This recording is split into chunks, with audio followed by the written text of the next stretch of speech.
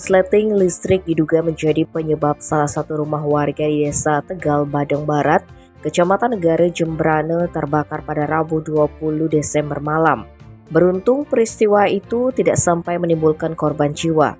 Kabid Damkar dan Penyelamatan IKD Rita Budi Atmajasa dikonfirmasi menjelaskan kebakaran diketahui pertama kali oleh Inyoman Wantre, 56 tahun, sang pemilik rumah.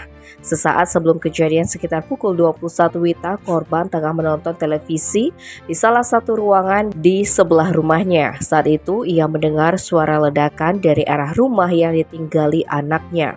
Korban terkejut karena mendapati gumpalan asap di atas bangunan rumah yang ditempati anaknya tersebut.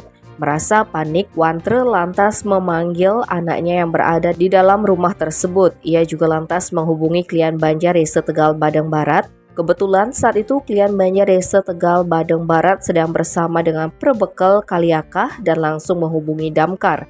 Setibanya di lokasi, petugas damkar langsung melakukan upaya pemadaman dengan mengerahkan 5 armada. Setelah sekitar 60 menit, petugas damkar berhasil memadamkan api dengan menghabiskan sebanyak 14.500 liter air. Akibat kejadian itu, selain menghanguskan bangunan, api juga membakar televisi, lemari, baju, dan berkas-berkas penting lainnya. Adapun kerugian yang diperkirakan mencapai 200 juta rupiah. Tim Bali Express melaporkan.